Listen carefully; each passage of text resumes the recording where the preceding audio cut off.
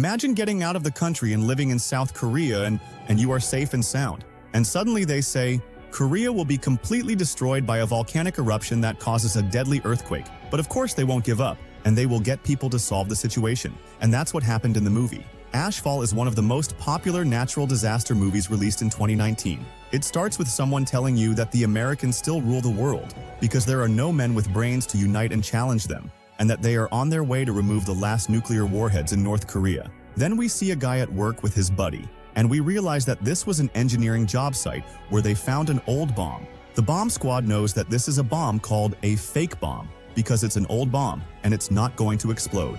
The technician takes off his helmet and tells his buddy, "I'm not going to do this job anymore. Finally, I will go on with my life. I can't believe it." Then we see the technician's wife at the doctor's office and she says, "Is it a boy or a girl? I've been unable to conceive for 8 months because I'm forbidden, so I'll tell you."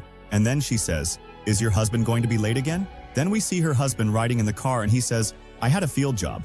She says, "I want to understand why you don't let me know when they call you," he says, "because it worries you." He said, "Tell me whether it's a boy or a girl." She said, "I'm not going to tell you.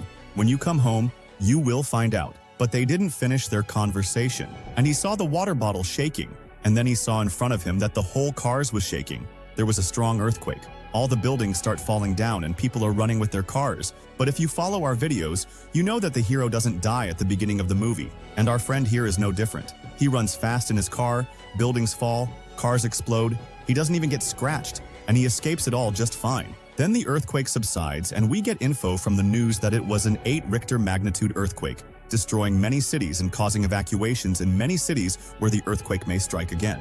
And then we see important people, and one woman of them goes to a scientist and says, "I am the president's advisor, and I need you." He said, "I'm traveling. I resigned from here. I'm an American citizen, not a Korean."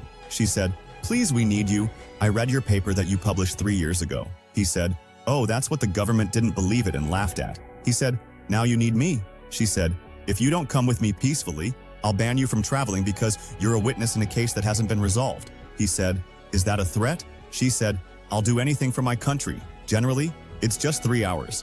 I won't take much from you." Then he goes with her and sees someone explaining what's going on, and they say that there is an eruption in the Volcano volcano, and the volcano has 4 magma chambers. The earthquake that occurred was the result of the first chamber explosion, and the 2 explosions after that are not a crisis. But the issue will be the last explosion, which will be very destructive, and what will it do to us? Then the worker gets up and tells them that, unfortunately, all this is going to happen. The only solution is to make a 600,000-ton explosion next to one of the holes of the volcano to solve the crisis. And there are many mines in general that we can use for this. They said, "We don't understand." He said, "Imagine that this cup will explode, but if we come and break it and fall a little, the force of the explosion will be less." They said, "But where will we get all this power from?" He said, "You will need a nuclear explosion because if the last one happens, both Koreas will be dead, North and South Korea." Then the president took the chancellor and the scientist into the office and said, "If you were me, what would you do?" He said, "If I were you, I would be patient and pray.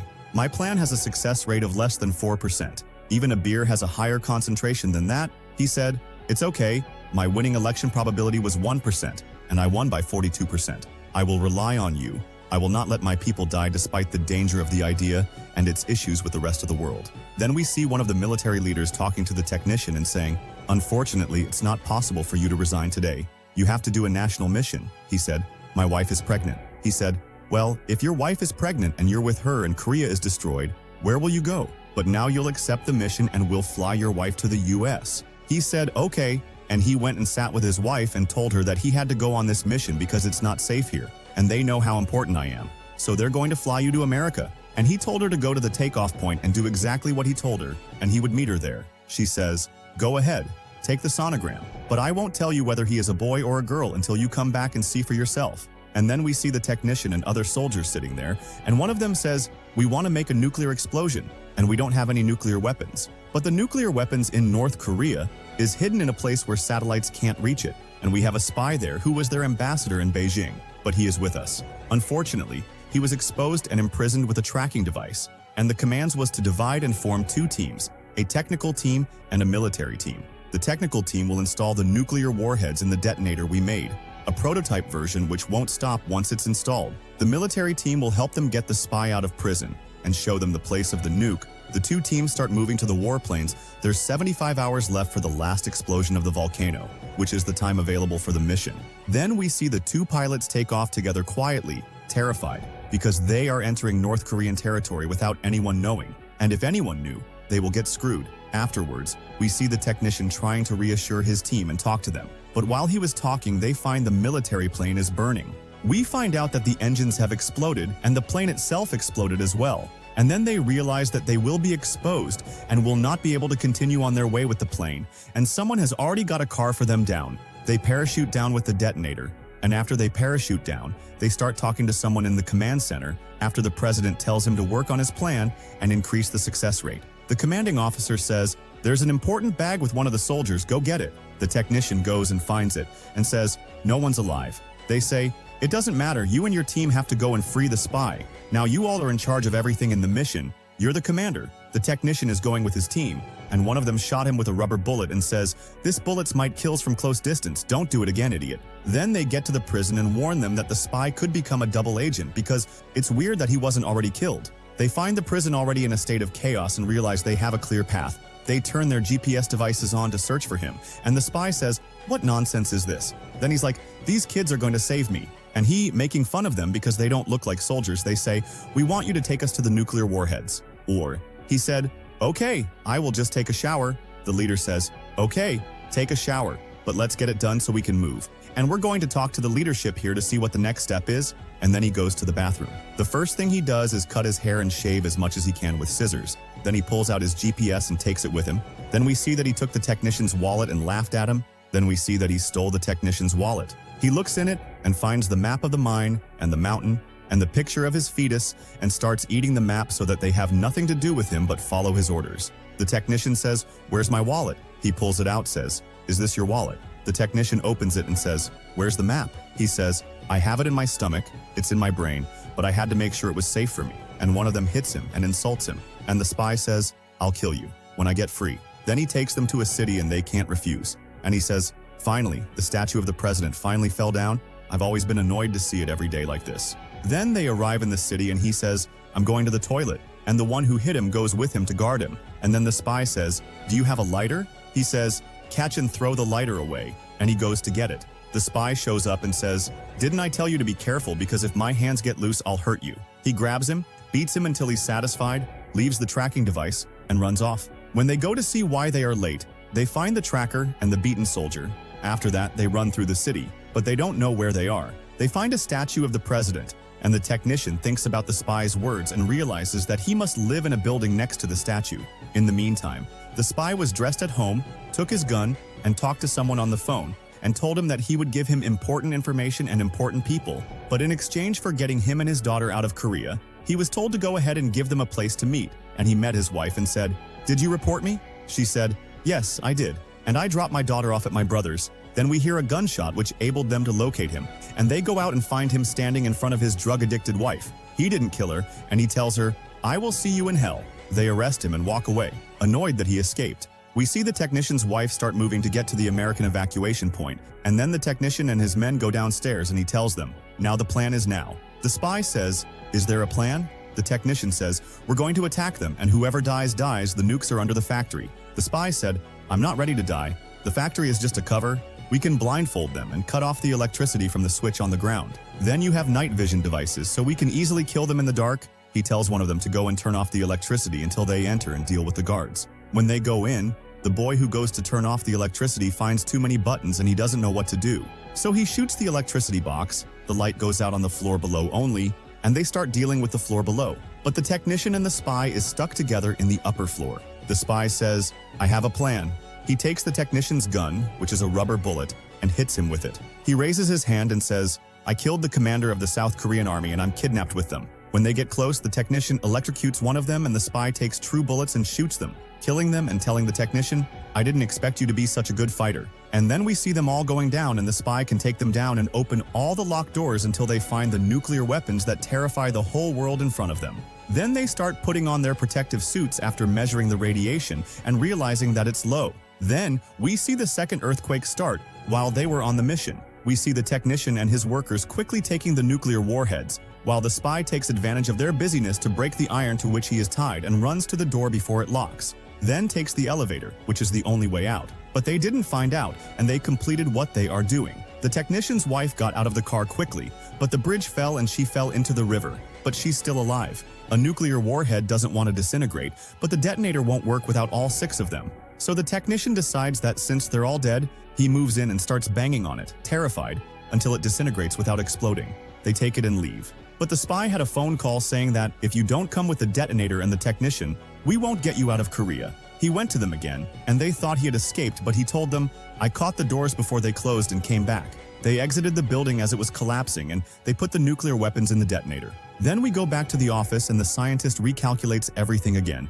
because the explosion happened much earlier than planned, and there's something wrong that means the last explosion will happen much earlier as well. He starts adjusting his plan, and we see that the technician's wife is still alive floating on the water, and we see the technician telling the spy, we're not going to continue on our way together. If you don't get the map before you leave here, I'll kill you. You're not going to walk without a map, he said. Relax, you can't go on without a map. When he saw a laser moving on him, he protected him from heavy firing at them. They didn't know where it was coming from, and the commander started communicating with the base. He asked them for permission to use real bullets because they're under heavy attack and they don't know where it's coming from, and he gives them permission. Then they find out that they look like Americans, but what brings the Americans here? And then they find out from the spy that as long as they get direct hits like this, they have to have thermal devices. They hit the gasoline tank of a car, drive it there, and then blow it up to cover them up. In the meantime, the spy takes advantage of the fact that they can't see them and moves with the technician towards the armored vehicle with the detonator, and they get in, and as soon as they get in, he says, "Where is my team?" The spy electrocuted him until he fainted. Then he got on the phone and told them that he was going to a certain city and they would meet him there, and then we see the presidential building and the office with people from the United States. They say that the situation here has gone too far and you are taking nukes and conducting operations without our authorization. Then we see the American soldiers informing the base that the spy and the commander have mostly escaped with the detonator, and we see 2 more soldiers fleeing the scene without anyone seeing them. Then we see the technician wake up to find himself locked up to the detonator, and he said, "We're going to have an explosion in 17 hours and there will be no North Korea or South Korea." He said, "Do you believe this nonsense again? They scammed you?" Then we see the president telling the counselor, "Stop the mission. We can't do anything." And she tells him that the result of the mission has gone up because we were doing what we were saying in the wrong place. When we changed the place, the success rate increased to 53% and you need to help us. The spy goes to the bathroom and the technician finds a bullet shell and unscrews part of the detonator's handle, and the spy talks to him. He suddenly disappeared and appeared from the back of the vehicle and realized that he was unclenching the lock and said, "Did you think that you can scam me?" He said, "I will swallow your tracking device right now and they will come to save me." He said, "What are you doing with idiot? I will cut your belly open and take it out of you." Then the technician didn't give him a chance and ran to the car to drive it, and ran with it, and the other one was going to fall, but he caught himself and caught the detonator. The technician ran and stood and twisted and turned, but it was no use until the spy entered the car and tried to stop him. But he couldn't because the technician was desperate. They entered a forest and tried to avoid the trees as much as possible until they came to a point where they couldn't avoid the trees, and they crashed a tree in their face that literally knocked out the car and was going to kill them. But God protected them. Then we see the technician's wife coming out of the river and stopping the bus that was moving to the evacuation point, and the scientist was on it as well. And she says, "I'm Commander Cho's wife." The scientist recognizes her and doesn't speak, but he felt guilty because he is going to escape, and her husband is facing death because of his plan, and she's just sitting there crying. She asks for something, but he says he doesn't know, and when someone tries to help her, he shuts them up too. However, both the technician and the spy wake up after the car is knocked, and the spy tries to get up, but the technician catches him, electrocutes him, but he gets electrocuted too because he was touching him. After they fainted, we see the people and the scientist is entering the port, and they don't let the technician's wife in because she was not an American citizen. And after they let all the Americans in, they would let those who had the right to enter in. There were people out the building protesting to get in because they are human beings too. Afterwards, we see the 2 of them walking after they woke up, dragging the detonator on their feet. And when they find a supermarket car, the spy gets in and lets the technician drag him. Then they find a supermarket and start looking for something to eat or drink until they finally find a drink. The spy opens it and drinks until he's full and leaves some for the technician, They are happy that they've had a drink so they can continue on their way. Then we see the spy suddenly silences them and realizes that the Americans are here and holds them down, and they surrender because there is no way out and they don't know how they find out their place. The two men who escaped before break the place with a bus, take them and the detonator, and run away.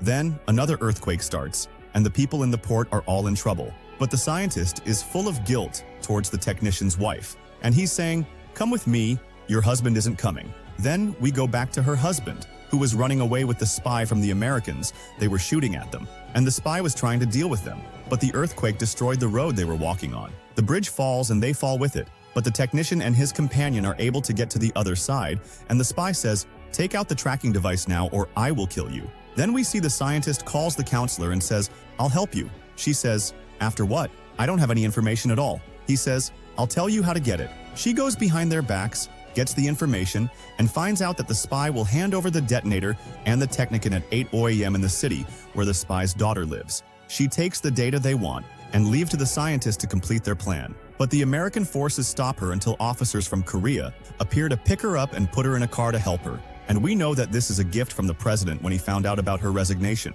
She told him, "Don't be afraid. What I'm doing is not official, but it's right and is the best for our country." Then we see the scientist, the technician's wife, and the counselor sitting at the university, and in the same time the group taking a taxi to the mines. They drop the spy off at the city where his daughter lives. Then he says, "Where's the map?" He says, "In your son's sonar image, you idiot." Then they call the technician and say, "Hey, where are you?" And his wife talks to him and fights with him. But the scientist says, "It doesn't matter how we got together. You're supposed to go to the 7th mine, not the 9th. And if you're on your way to the mine, why the US Army is going to the city in the opposite direction?" We find out that the US Army is going to the spy's town to kill him, and the map is with him, so the team don't know how to get to the 7th mine. So they turn around. And then we see that the spy went to the city.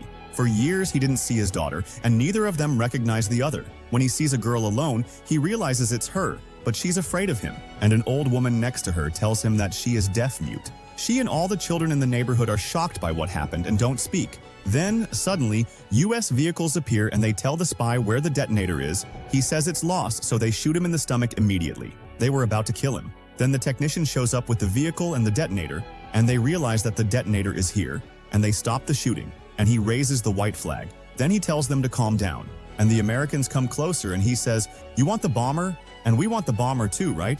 Now I'm going to give you a nice solution. The detonator is already on and nothing will stop it, so whoever wants to live, run now." It is set to the same time as the last earthquake mission. They run away when they realize there's no way it's going to stop. Then the spy says, "You are crazy. You're going to get us into trouble." He says, "I had to do this. Get in that car with your daughter, and you will go with this too to the capital." He said, "No, I'm going with you." The two soldiers take the girl and walk away. They take the detonator's car and head towards the volcano. And the technician calls his wife to reassure her that it's all over and he's coming back. Lava and stones were flying at them from everywhere until they arrived and entered the door of the mine in car. And they brought with them a car in which they put the detonator and flew it over the mine in order to get it to the place where it was supposed to explode before the next earthquake. And then we see the technician's wife in the hospital where she's going to give birth, but the hospital itself collapses. So they took her to somewhere else. Then we see the technician and the spy on the mountain with the electricity cut off, and the elevator won't work. He says, "Okay, we'll cut it off." And that's it. And then the spy makes him come out and he stays in the elevator and says, "Go away so you can see your son and raise him, and also so you can take care of my daughter and raise her. I'm already dead, unfortunately. So walk away quickly." And then the elevator explodes and goes down with the spy in it, and the technician runs out. At the same time, his wife is giving birth, and he gets in the car and tries to get as far away as possible from the explosion. As soon as the explosion occurs, the pressure is reduced and the earthquake doesn't happen. Eventually, North and South Korea are safe again. And a year later, we see the scientist returning to the chancellor at the airport and telling her that he has decided to settle here. Then we see Korea being rebuilt after all the earthquakes and destruction. And we see the technician's house after he adopted the spy's daughter to live with him, his son, and his wife. A young family is very happy as me when you press like and subscribe.